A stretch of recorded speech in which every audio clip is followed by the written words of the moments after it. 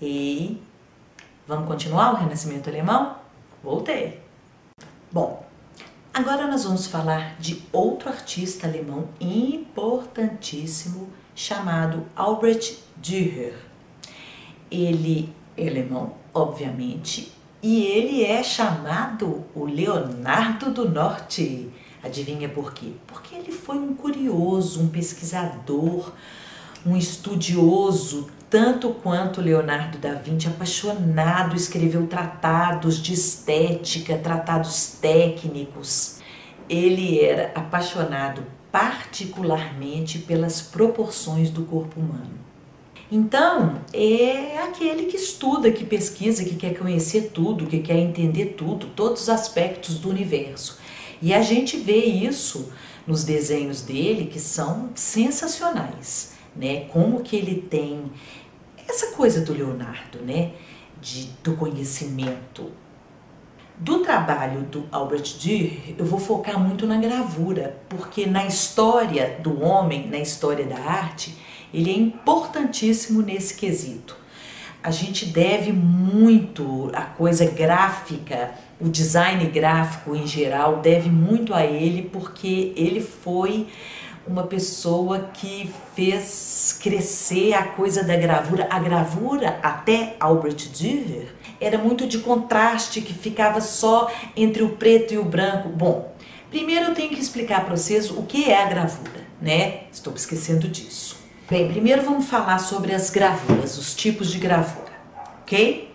A gente tem a xilogravura, que é a gravura feita em madeira. Gente, para simplificar ao máximo, né, para vocês entenderem rapidamente, a gravura tem sempre um suporte, onde você vai fazer a sua imagem, né, onde você vai interferir fazendo a sua imagem, depois você vai passar tinta no suporte, depois vai passar numa prensa com uma folha em cima e vai decalcar.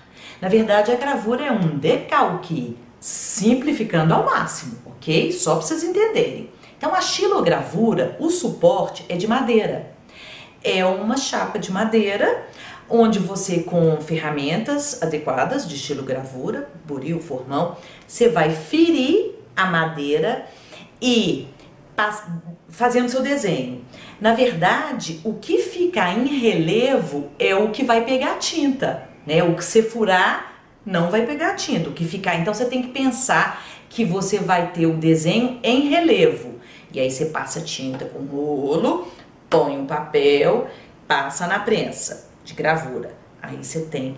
A gravura, ela sempre foi mais desvalorizada porque você pode fazer muitas vezes. Você tem a matriz, que é sua chapa com seu desenho, e aí você passa tinta, passa uma vez, passa duas vezes. Você pode fazer quantas for, enquanto aquele suporte, né, aquela matriz ainda estiver durando, você ainda pode fazer a sua gravura. Depois a gente tem a litogravura.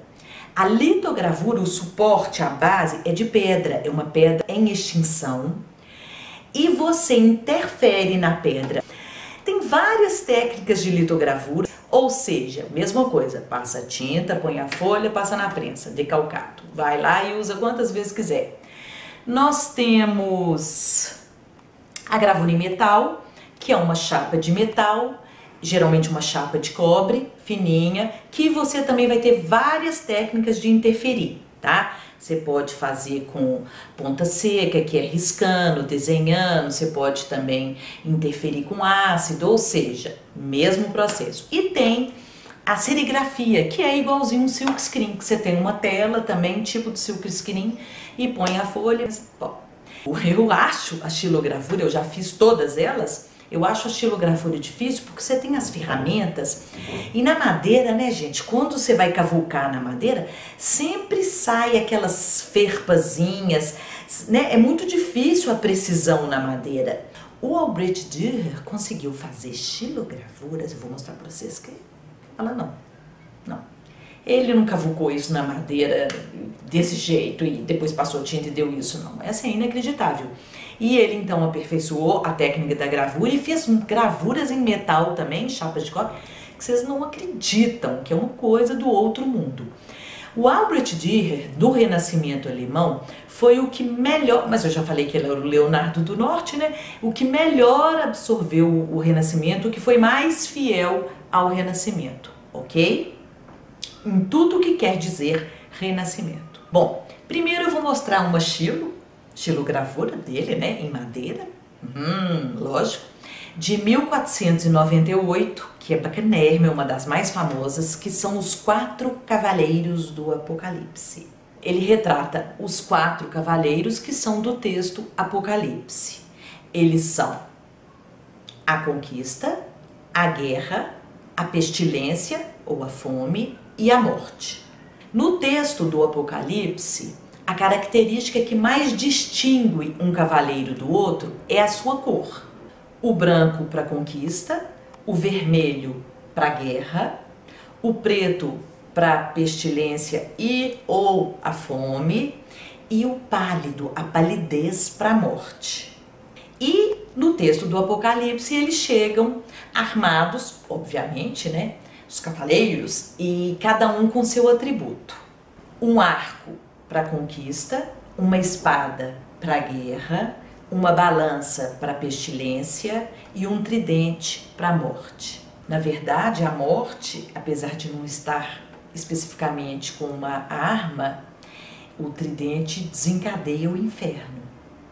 É impressionante como é que em preto e branco, ou seja, sem cor, ele consegue fazer a distinção dos cavaleiros através das armas e através da ordem dos cavalos, que são colocados na ordem que aparece no texto, e a gente vê que eles vão do primeiro plano até o fundo, ligeiramente sobrepostos para dar essa continuidade e a distinção entre eles. E aí a gente vê a morte, né? Um monstro esqueleto num cavalo esqueleto pisoteando todo mundo, num primeiro plano. Aí a gente vê na sequência dos cascos que pisoteiam as figuras da morte, a gente vê uma figura monstruosa e réptil que comeu a mitra de um bispo. Alguns falam que essa pode ser uma antecipação do que estava por vir, que seria na Alemanha a Reforma Protestante, que começou em 1517. Vai saber, a Reforma Protestante, ela era contra os excessos da igreja, né? Então, simbolicamente, esse monstro estava devorando o bispo, representando a própria igreja como instituição. O realismo dessa cena de movimento também é uma coisa impressionante, né?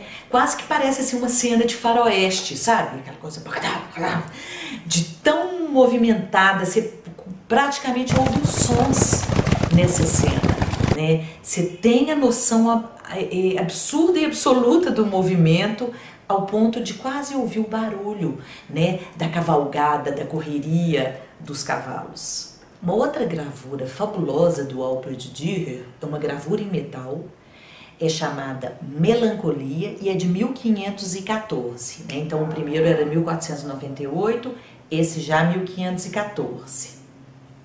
Outra coisa legal é que na filosofia medieval pensava-se que cada indivíduo era dominado por um dos 4 humores, mas o pior deles era a melancolia, era o menos desejável de todos. Por quê?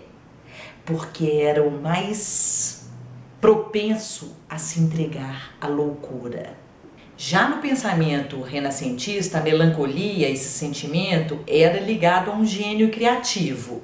Então, deu uma melhorada na questão. Mas, ao mesmo tempo que essa ideia renascentista de gênio criador melhora um pouco o status desse humor, o artista que o recebe sempre pensa que ele também pode correr grandes riscos. Fica com o pé atrás, por causa do passado. Pois é o que o Albrecht Dürer retrata, a personificação alada da melancolia, sentada, abatida, segurando o rosto com a mão. Ela segura um compasso e a gente vê ela cercada por outras ferramentas associadas à geometria. E é muito louco porque, principalmente no Renascimento, da ordem, da medida, do equilíbrio, a geometria está muito ligada à criação artística. A gente vai ver, através de vários elementos, como que ele queria abordar a perfeição no seu próprio trabalho. Vamos falar então dessas ferramentas. São 4 elementos que contêm um conceito de exatidão e perfeição: a balança, equilíbrio e desequilíbrio, a ordem e o controle do peso.